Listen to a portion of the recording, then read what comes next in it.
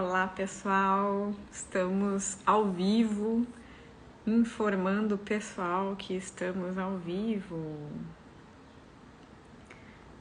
Vou mandar uns aviãozinhos aqui pro pessoal, para lembrarem da gente. Só um minutinho.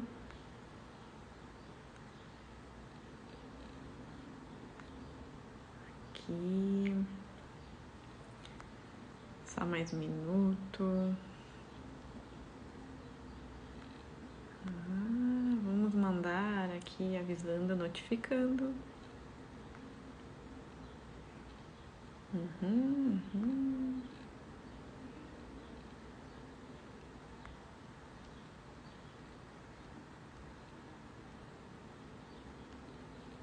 Aí.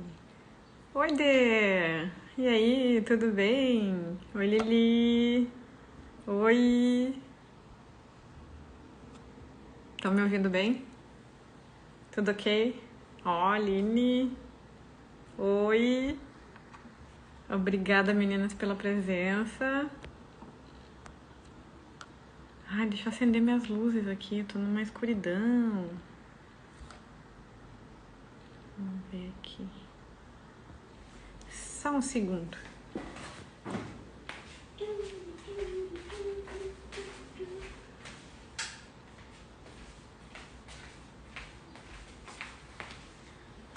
Faltou um pouquinho de luz, agora tá um pouquinho melhor. Agora tá melhor. E aí, Daiane? Oi! Ó, pra Aline também não tá escuro. É eu que tô meio no lusco-fusco aqui, que nem diz. Então, meninas, hoje eu vou começando, né? Pra quem vê a gente pela primeira vez, eu sempre falo no início que o Mindset Lives é um projeto onde você todo dia tem conteúdos com profissionais diferentes, cada um especialista na sua área, para aprender coisas que a gente não aprende na escola. Então é para você ir evoluindo junto com a gente, para transformar o seu mindset. E hoje eu falo sempre no sábado sobre finanças. Hoje o assunto é meu primeiro investimento, onde eu vou falar um pouquinho, né? Porque o assunto é bem extenso, né? E algumas dicas e o que eu sempre recomendo quando é para um primeiro investimento, né? Como é que faz um acompanhamento para uma pessoa que nunca investiu. Oi, Elisandro! E aí, tudo bem? Obrigada pela presença. E eu sou a Vanessa Moreira de Barros, né? Casadinha. E eu sou formada em administração e eu sou bancária há 15 anos. E sou também sócia da La Casa Ferragem, sou empresária também. E eu venho aqui falar para vocês um pouquinho da minha experiência para a gente poder, né, divulgar para as pessoas aprenderem um pouco sobre finanças. E eu convido vocês, e começo o assunto do meu primeiro investimento, convidando vocês a fazerem um pensamento, um exercício, né, de finanças, que seria pegar o seu orçamento dos últimos 3 meses, ou a fatura do cartão de crédito dos últimos 3 meses, e ver nela o que foi de gastos, de despesas que não eram planejadas. Por exemplo, é que nem já me falaram uma vez algum problema dentário, alguma manutenção em alguma coisa dentro de casa que você não estava esperando e estragou e você teve que arrumar ou trocar, uma televisão, um ar-condicionado, o fogão que estragou e teve que trocar, o carro que precisou de uma manutenção, ou então houve uma batida, um acidente, algum problema de saúde que foi necessário fazer exames ou pagar alguma consulta médica, esse tipo de gasto. Pega os teus 3 últimos meses e vê, de 3 a 6 meses no mínimo, sempre acontece. Por isso que eu venho falar para vocês da importância de ter investimentos. Uma mudança de cidade surpresa. Com certeza, né, Aline? Essa te pegou, né? É uma emergência, né? É uma surpresa, né? E aí, como é que faz? Como é que faz depois? Precisou mudar. É mudança, móveis que tem que trocar porque o local é diferente, instalação disso, instalação daquilo. Vai me dizendo aí se não é, né? Uma mudança de cidade, bah. Ainda mais tu que foi de Uruguaiana para Porto Alegre, né? A distância não é pouca, não. Oi, Rose, tudo bom? Obrigada pela presença. E então, várias dessas emergências a gente sempre tem. E sempre vai ter, não adianta, né? E nunca a gente... Isso mesmo, a Aline rindo. A gente nunca consegue fazer um planejamento e dar 100% certo e não sair nada do planejamento. Então, a gente precisa ter uma reserva para emergência. Para que serve essa reserva de emergência, né? Essa reserva de emergência serve para essas despesas. Ah, obrigada, Rose. Oi, querida. Serve para a gente, né, conseguir cobrir essas despesas sem precisar comprometer o nosso orçamento. Ah, você planejou, eu falei lá na outra live lá sobre planejamento, né, do orçamento pessoal. Tu organizar lá, eu vou colocar 30% em investimentos, 10% livre, 5% em educação, outro 5% em outra despesa e 50% da minha renda vai ser para os itens essenciais, alimentação e moradia, por exemplo. E acontece uma dessas emergências, né? Você programou de investir, começar a investir 30%, tá? Da tua renda. De 10% a 30% é que os estudiosos recomendam, né? E você não tem nada ainda, né? E quando vê, tu pega e tem uma emergência dessas que o valor total dessa emergência vai, mesmo parcelado num cartão de crédito ou alguma coisa assim, vai comprometer a tua renda, aquilo que tu planejou que era para investir, tu não vai investir, né? Não vai conseguir manter o teu plano porque as tuas despesas vão aumentar. E tu nunca vai saber qual é o valor disso aí, né? Quanto que isso realmente vai interromper os teus planos, né? Que vai prejudicar, no caso, né? Então, a gente sempre recomenda que a primeira coisa que a pessoa tem que fazer quando pensa em investir é fazer uma reserva de emergência. O segundo motivo de ter uma reserva de emergência é depois que você já tem os seus investimentos, a gente começa num nível básico, que seria dessa reserva de emergência, eu já vou falar um pouco sobre isso. E depois a gente começa a buscar outros investimentos que tenham mais rentabilidade e que nos ajudem a atingir as nossas metas mais rápido. Oi, Norton! Oi! Obrigada pela presença aí. Gostei! E daí, ter uma reserva de emergência vai fazer você não ter que se desfazer de investimentos que são para longo prazo antes do tempo. Geralmente, quando a gente tem investimentos que são para longo prazo ou que tem alguma estratégia definida, se você sai dele antes do prazo, pode ser que aconteça de ter prejuízos. Então, a Bolsa de Valores, por exemplo, os fundos imobiliários que também são da Bolsa de Valores, geralmente o foco pode ser os rendimentos que eles pagam, e só que a ação mesmo lá ela varia diariamente, vai variando, né? Para cima e para baixo, ela nunca vai ser numa linha reta e constante, por isso que é renda variável. E se você retirar antes do tempo, pode ser no dia que tu precisar dessa emergência, vou lá sacar meu dinheiro, ele tá na baixa. E aí tu vai perder dinheiro. Então é um outro motivo de ter a reserva de emergência. Tu vai lá e vai utilizar da reserva de emergência e não vai precisar desfazer um investimento que ainda não completou seu objetivo. Essa também é o segundo objetivo da reserva de emergência, tá? Quanto que a gente recomenda ter de reserva de emergência?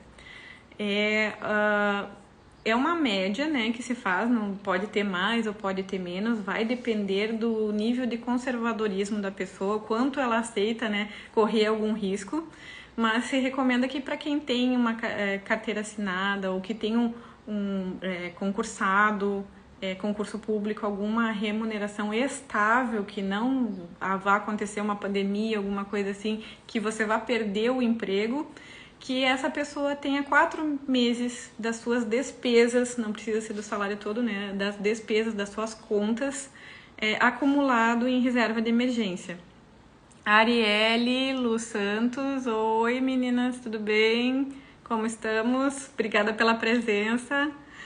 E se recomenda 4 meses para quem tem uma renda estável, para quem tem essa projeção de que não vou perder meu emprego, né? Agora, por exemplo. Então não tem esse fator emprego, tem só o fator emergências.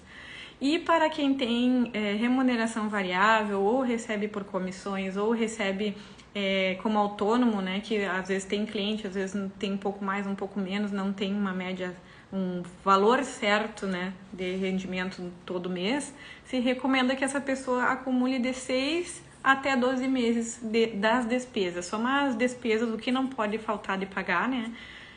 As despesas essenciais e tenha 12 vezes esse valor. Vá juntando 12 meses, né? Esse total, juntando mês a mês. E isso é o que se recomenda. Se você aceita assim que pode ser que essa emergência seja um pouco mais do que você tenha guardado e você vai conseguir recompor ela depois, 6 meses. Senão, se quer ter um valor bem suficiente, assim, sobrando, 12 meses. Vai dar o que a pessoa, né, vai ter de conservadorismo na cabeça dela. E quanto vai aguardar, esperar também para começar a partir para outros investimentos que rendem mais. Então, esse seria o que os estudiosos falam de meses, né? De quanto seria, que valor seria essa reserva de emergência. E o que a gente recomenda investir para a reserva de emergência? Vai pegar e juntar um valor e colocar na poupança? Não! Poupança não! A poupança é um investimento, não é o que rende menos, porque os bancos ainda vendem capitalização como um investimento, que não é, na verdade, porque não tem rentabilidade, né? Ele só tem a ATR e os sorteios lá. Mas eu falo investimentos, como a partir da poupança poupar seria somente guardar, né? Que ele não dá um rendimento acima da inflação, então a gente não vai para a poupança, a gente vai começar a ir para outros investimentos. A poupança ela está rendendo 70% da Selic, tá? O que eu falo sobre Selic? O assunto investimentos entra em vários, né, conceitos, às vezes é uns conceitos chatinhos da gente saber, mas eu vou falar aqui para vocês, para quem está iniciando, tá? Patrícia, oi. Lizia, oi, é Lizzie? É Lizzie, eu acho que é. Não consigo ler tão de longe assim, mas obrigada, pessoal, por estarem aqui, pela presença. E o que eu falo para vocês? Para poder identificar onde é que eu vou colocar o meu dinheiro. Se você já tem uma conta em algum banco, procure seu banco para saber como é que funcionam os CDBs, os investimentos em renda fixa, tá? O que a gente leva em consideração que é básico de saber? O que é a Selic? A Selic, até eu coloquei uma postagem lá no meu perfil pessoal, quem quiser ir lá, dar uma olhadinha para saber exatamente o que é a Selic. Eu expliquei tudo que ela acarreta quando muda, né? Quem muda é o Copom, é o Conselho, né, de Política Monetária do Governo, que se reúne de 45 em 45 dias para dizer, a taxa de juros vai aumentar, a taxa de juros vai diminuir. E eles conseguem fazer eles que decidem se vai aumentar ou não. Essa taxa de juros da Selic, ela serve para balizar vários títulos públicos federais, que também são outro tipo de investimento. Mas hoje eu vou falar sobre CDBs, que é o que está mais acessível para todo mundo mais rápido, tá?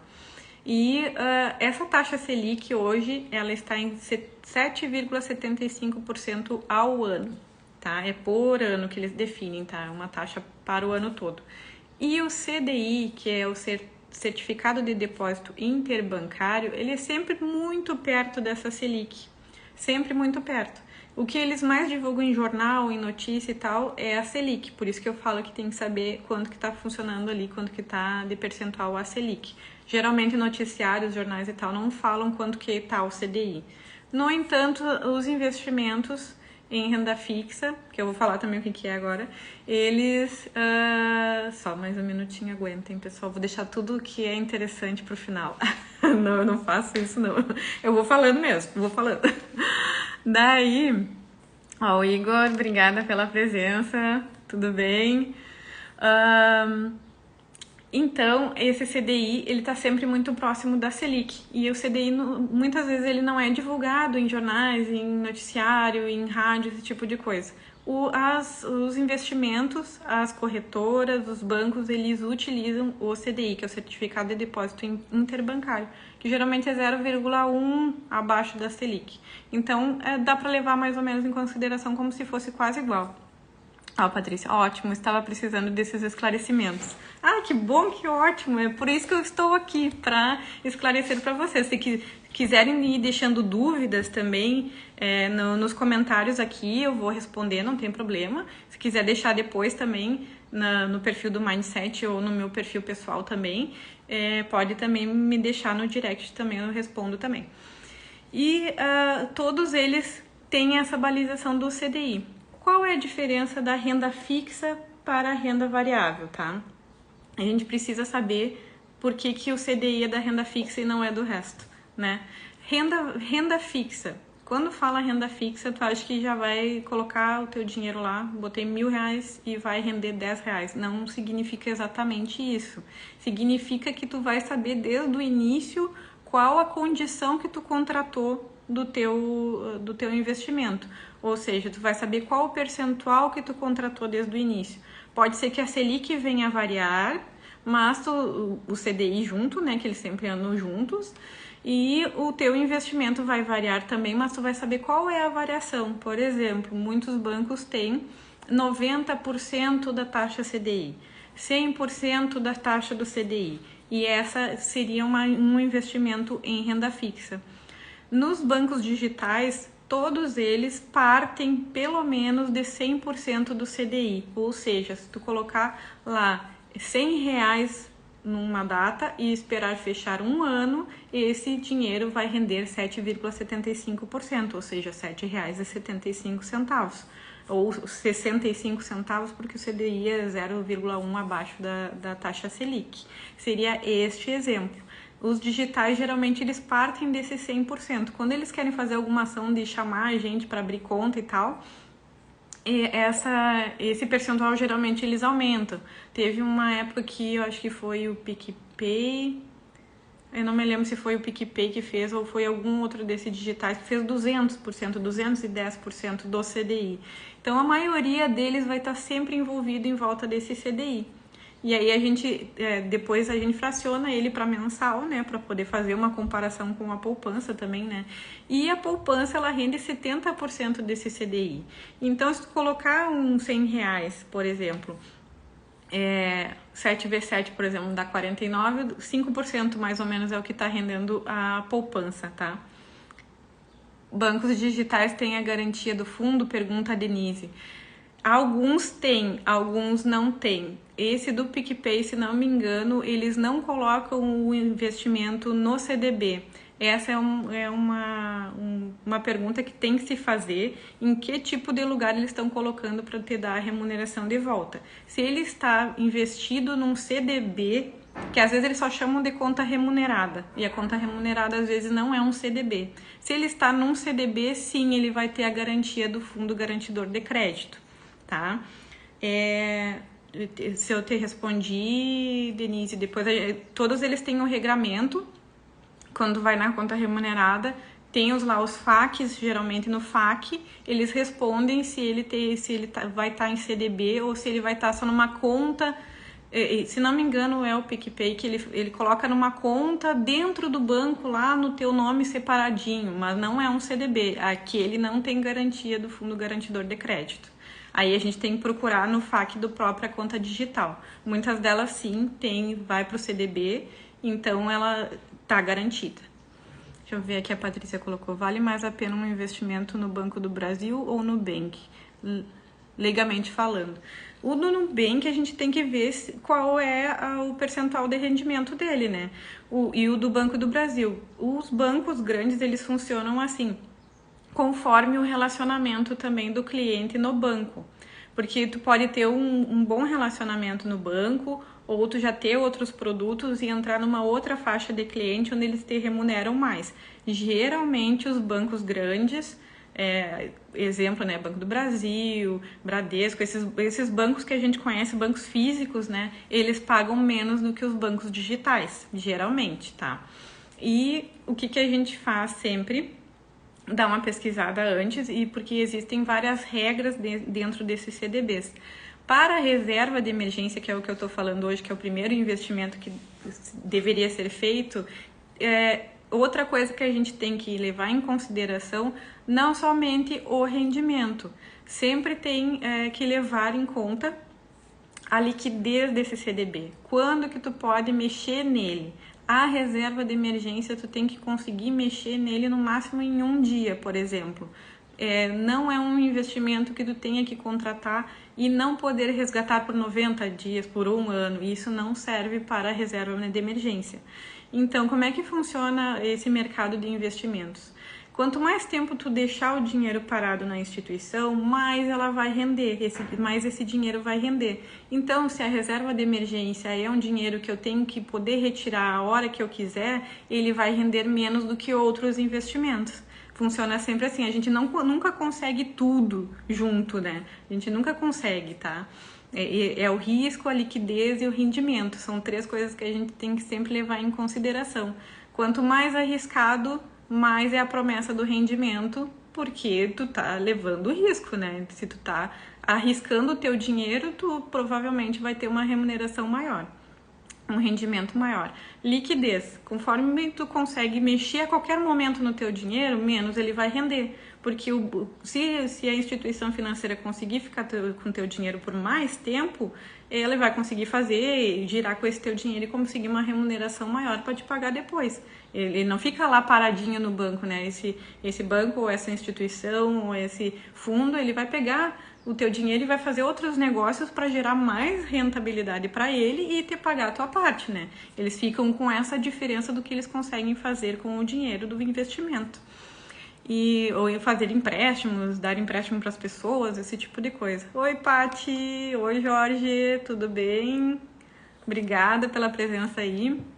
Deixa eu ver se eu não me perdi aqui. Tá, entre renda fixa e a renda variável, eu acho que eu consegui explicar para vocês, né? Não sei se entenderam bem, mas é o que a gente consegue saber antes. Oi, lindona! A gente consegue saber antes como que vai ser o rendimento desse investimento. E que é isso que eu falei para vocês. Antes de contratar, tem que saber quanto que é o prazo, quantos dias de prazo é esse investimento para a reserva de emergência. Ele tem que ter uma liquidez diária, ou seja, eu peço hoje, cai hoje, ou eu peço hoje, cai amanhã, porque eu tenho emergência, eu tenho que conseguir tirar esse dinheiro para poder investir, para poder pagar essa emergência. Então, ele vai ter uma rentabilidade menor, mas essa liquidez é o que vale a pena. E a renda variável, tu não tem como saber o que vai render. Mesmo que seja variável a taxa, na renda fixa tu sabe que tu vai ganhar 100% do CDI, que vai ser o 7,65%, né? E a poupança, no caso que eu estava falando, que ela está 70% dessa taxa, então ela está por volta de 5%.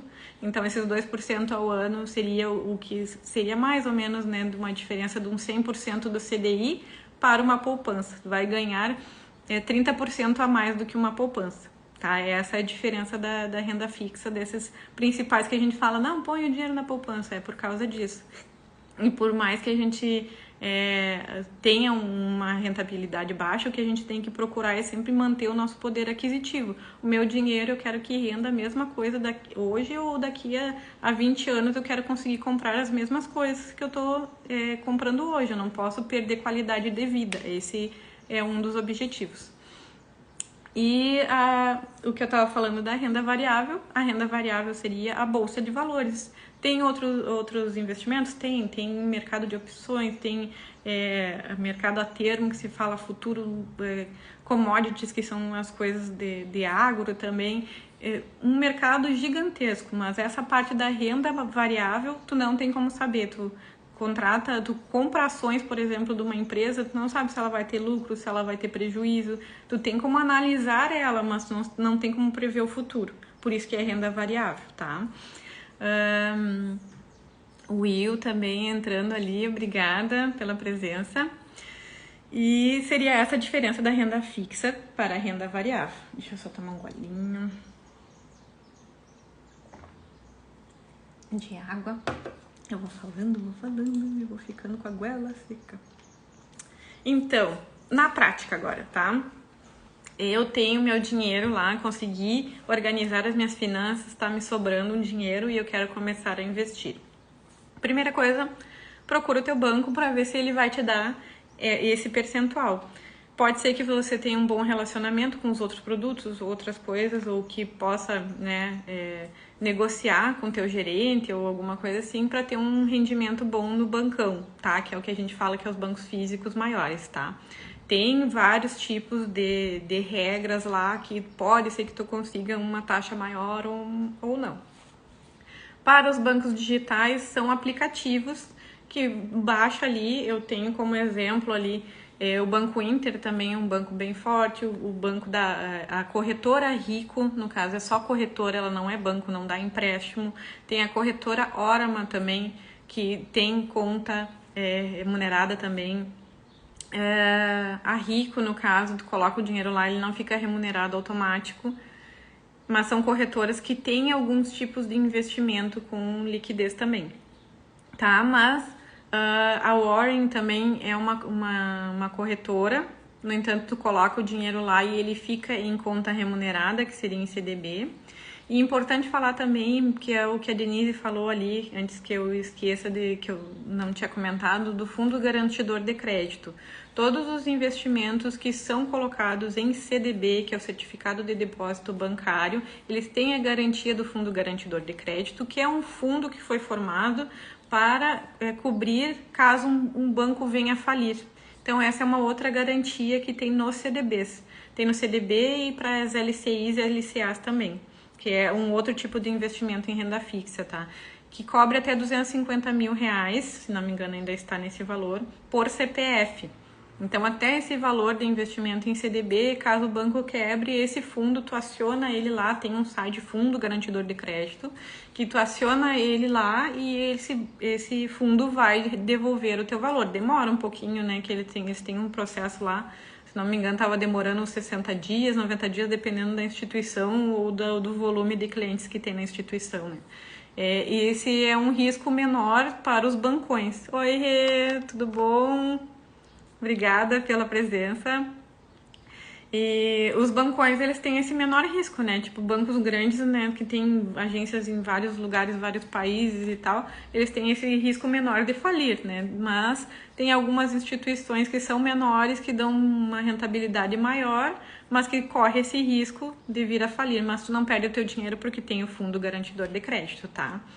E aí tu vai procurar no teu bancão. Se tu não tiver, tu pode colocar nesses outros bancos. Tipo, o Nubank também tem essa conta remunerada.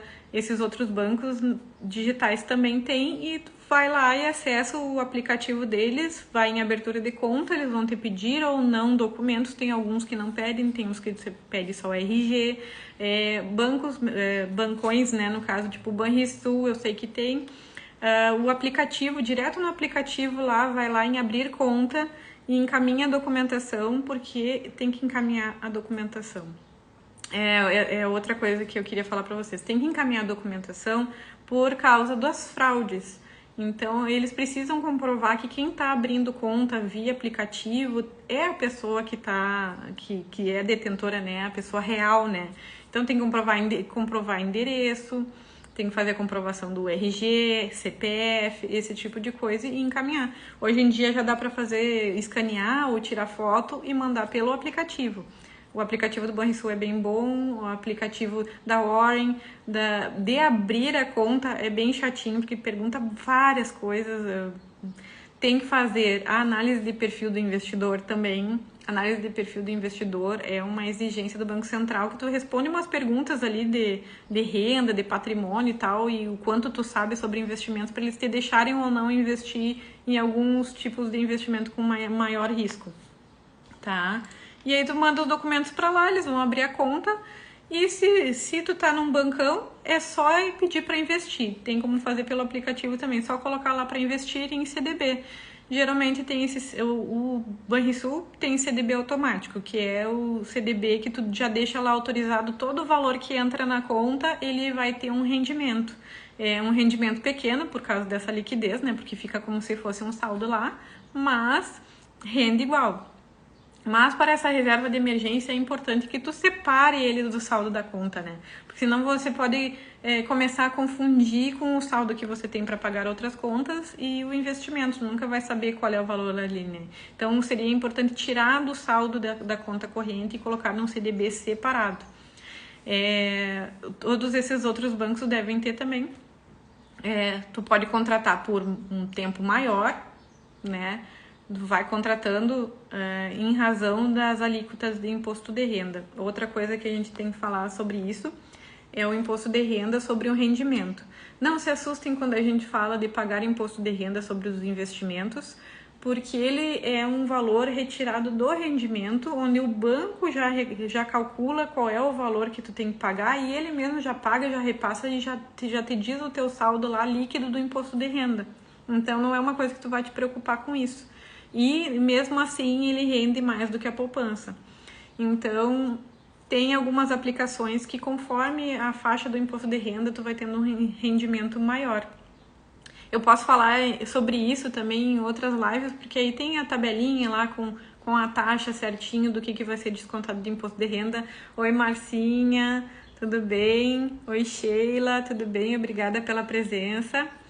E aí tu vai pedir para o banco separar. Ou aperta num botão lá de investir, ou vai lá na tua agência e pede para investir. Ou então abre uma conta num banco digital e manda teu dinheiro para lá, para ficar separada da tua conta do orçamento mensal, sempre separado. Qual é o valor mínimo? Geralmente o tradicional é ser a partir de R$100. Então, para investir não precisa ter muito dinheiro, não é necessário ter muito dinheiro. Inclusive em outros investimentos, que é o Tesouro Direto, que é o investimento que tu faz pro governo federal e ele te remunera para isso, é a partir de 30 e poucos reais. Hoje, essa semana a gente estava olhando, eu e a Lili, estava olhando a partir de 32 ou 37, conforme o prazo que tu fosse contratar com eles lá. R$32, R$35, né? R$37. Tu pode comprar um pedacinho, né, do Tesouro Direto. Esse da CDB, geralmente ele é a partir de R$100, dependendo do banco. E o rendimento também vai variar em razão do valor. Consegue investir com R$100? Consegue investir com R$100, tu vai ter uma rentabilidade. Tem outros investimentos que vão te dar uma rentabilidade maior, um rendimento maior por ser um valor maior também. Então, faixa de a partir de R$1.000, a partir de R$3.000, a partir de R$5.000, R$50.000, R$100.000. E aí ele vai te remunerando a mais para também te motivar a ter um valor maior. Né? Um banco, como é que ele vai conseguir convencer uma pessoa que tem R$50.000 de colocar os 50.000 ou trazer os 50.000 para aquele banco, sendo que a pessoa pode trazer 1.000 ou trazer 100. Então ele tem que remunerar melhor quanto mais a pessoa trouxer de dinheiro para aquela instituição. Então também varia a rentabilidade em relação a isso aí. Mas dá para começar com R$100. Tem investimentos que tu consegue cadastrar para debitar da tua conta corrente e já investir automaticamente, que tu não precise ir lá todo mês, lá vou investir, tem que ser nesse CDB aqui, o prazo é tal, isso é tal, não sei o que. Aí tu vai lá e já aciona lá. Banrisul tem isso, Rico tem isso, de tu programar, de fazer um investimento mensal. Tal dia do mês, dia 5 é o dia que eu sempre tenho dinheiro. Dia 5 vai lá e programa, vou colocar nesse CDB aqui pro prazo tal. E ele vai lá e vai debitar e já vai deixar investido pra ti também. Obrigada pelos coraçõezinhos, pessoal, tô gostando aí de ver, hein? Muito obrigada. Tem esse tipo de investimento também automático, que é uma forma de facilitar que tu vá conseguindo fazer essa reserva de emergência, juntar sempre esse valor. Se vocês quiserem mandar alguma dúvida, para quem chegou depois ou quem não ouviu alguma coisa, pode me mandar aqui. O que tu acha de título de capitalização? É um bom investimento? Ótima pergunta, Rose, ótima pergunta. Título de capitalização não é um investimento, tá? O título de capitalização, se eu presto serviço de consultoria nessa área, para quem quer investir, pode te contratar? Pode, pode sim. Eu faço consultoria, tá? Eu faço consultoria empresarial para pequenas empresas e faço consultoria pessoal para orçamento pessoal também. Pode me chamar lá no direct do meu pessoal lá que eu faço sim. Mas, Rose, respondendo a tua pergunta, título de capitalização ele funciona assim. Ele não é considerado um investimento, por quê? Porque ele não tem uma rentabilidade. Ele tem uma programação, ele é chamado como se fosse uma poupança programada. Tu contrata um título de capitalização de um valor fixo mensal e ele vai sendo acumulado, né, nesse gestor dessa capitalização e geralmente ele rende só a TR, que é uma taxa referencial que hoje em dia ela é zero, não tem rendimento nenhum. O que eles te pagam no final lá é um bônus. Por exemplo, tu ficou até o final do plano, contratei por 3 anos, tá? Por exemplo, R$50 por 3 anos. Chegou lá no 3 anos, eles te dão uma bonificação de 10%, 5%, por exemplo, tá? E isso é uma bonificação do gestor do título de capitalização, não é uma rentabilidade. Esse dinheiro não está rendendo todo mês. E quando tu retira ele antes do prazo que tu contratou, nesse exemplo que eu disse, os 36 meses, tu perde parte do teu dinheiro, do teu valor, entendeu? Então, para que funciona o título de capitalização? O título de capitalização funciona para aquelas pessoas que não conseguem se programar, que não conseguem juntar dinheiro, por exemplo, e tem uma programação, por exemplo, tá?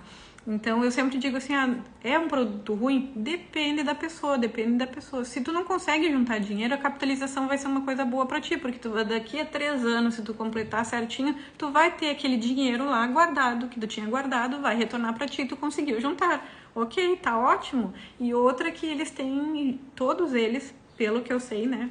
Eles têm sorteios, né? Então, se tu ganhar num sorteio, que realmente sai, né? Alguns são mensais, semanais e tal, dependendo do valor que tu faz de capitalização, vai ser um sorteio maior ou menor. Já vi muita gente ganhar, já vi gente ganhar valor de casa no Banrisul, já paguei lá pro pessoal também, já da capitalização deles lá. Realmente, os sorteios são legais, mas é um sorteio, né? Tu tem que ter sorte, não é um negócio planejado que tu vai ter a remuneração de volta. Então, a capitalização não é considerado um investimento, porque se tu resgatar antes, tu vai perder parte do valor, do teu valor e não do rendimento. E não tem essa rentabilidade mensal, por isso que não é considerado um investimento.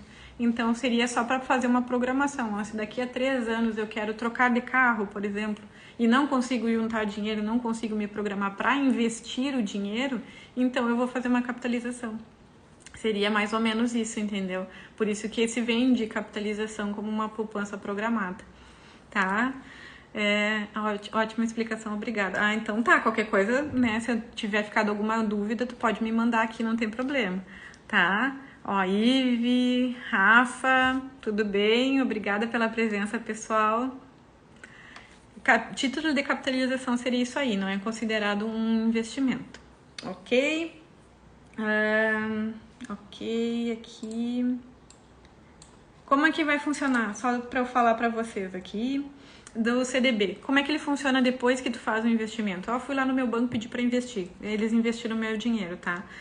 Geralmente aparece assim, no saldo separado, tá? Vai aparecer separado do teu saldo da conta, nunca vai aparecer junto, se for um investimento de CDB separado.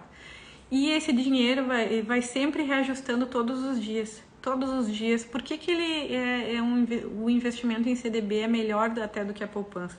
A poupança, ele espera 30 dias passar, aí vê quanto que rendeu, aí engloba no teu saldo. E aí no próximo mês ele vai render sobre esse saldo mais esse rendimento. O investimento no CDB não, isso acontece todos os dias úteis, todos os dias. De hoje para amanhã, por exemplo, de hoje para segunda, que hoje é sábado, né? De sexta para segunda, engloba o rendimento de um dia. E aí o rendimento já vai ser sobre esse saldo total e não sobre o de sexta, sobre o de segunda. E ele vai englobando todos os dias, isso se chama capitalização.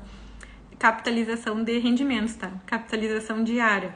Ele vai englobando todos os dias os juros e aquilo vai aumentando. Então, sempre pelo valor mais o rendimento, valor mais o rendimento, valor mais o rendimento. Então, é uma bola de neve do bem, que eu digo, né? É um Olaf lá da... esqueci o nome da mulher. Esqueci, da era do... Meu Deus! esqueci o nome do desenho aquele, mas o Olaf é o bonequinho de gelo, né? É uma bola de neve do bem. Então, investimentos sempre vai ser bom como uma bola de neve do bem, tá? E vai estar sempre lá ajustando no teu saldinho lá, interessante lá, que sempre vai estar ajustando e vai estar crescendo todos os dias, tá? Ótima explicação. Vou precisar te contratar, Vanessa. Eu tenho dificuldade para juntar dinheiro e me programar. Pois é isso que eu faço, né? Essa consultoria pessoal, né, que eu faço, a gente se senta lá e vê quais são todas as tuas despesas, todas as tuas rendas, inclusive para quem tem remuneração variável de autônomo, né? E a gente faz um planejamento, a gente calcula quanto que tu pode ter de limite de gasto em cada área da tua vida, para que sobre dinheiro para investir e para poder investir na melhor forma, para ter um rendimento melhor. Isso, Liliane, Frozen da Elsa. Isso aí, o Olaf lá. Os nossos investimentos vão ser um Olaf, só que gordo, tipo o boneco da Michelin, sabe? É isso aí, tem que ser assim. Mas vamos começar, né? Então eu desafio vocês assim a pegarem R$100, perder o medo, né? Porque tem o gatilho do medo de nunca fiz, né? Não sei investir, nunca fiz. Ai, meu Deus, eu sei que acontece isso. Ai, se eu transferir para lá, para esse lugar lá, meu dinheiro vai sumir. Puf, sumiu. Não vai acontecer isso, mas imagina se acontecesse. Tu coloca R$100 lá e some. Vai acabar a tua vida? Não vai, né? Não vai acabar a vida por R$100, né?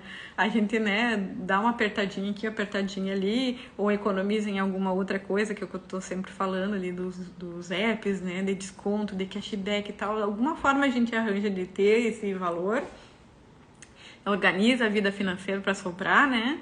E coloca lá. Eu desafio vocês a fazer assim, ó, pega R$100 e coloca, só R$100, tá? Desse mês para o próximo mês.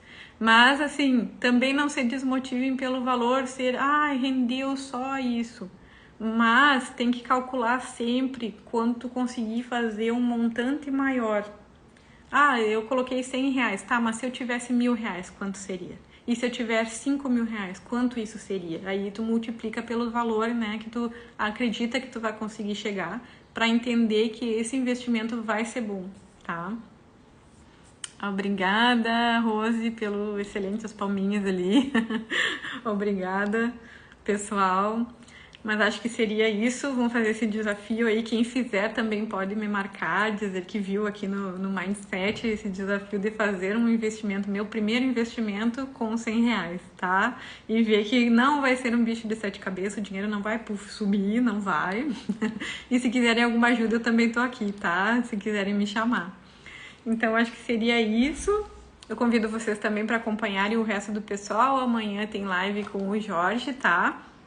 E o resto da semana toda tá preenchendo aí as grades. Já nem sei quem é que tá em que dia, porque tem bastante gente aí com muito conteúdo, tá? Convido vocês a acompanharem o Mindset Lives. E 10 horas da manhã, amanhã com o Jorge. Jorge, vou tentar assistir contigo também, tá? Te acompanhar. 10 horas da manhã, não vamos perder, pessoal. E convido vocês na próxima semana também a voltarem aqui para aprender um pouquinho mais sobre a vida das finanças, tá? Ok, pessoal, muito obrigada pela presença e até mais. Deixem meus coraçõezinhos, eu sempre esqueço, deixem uns coraçõezinhos aí pra mim.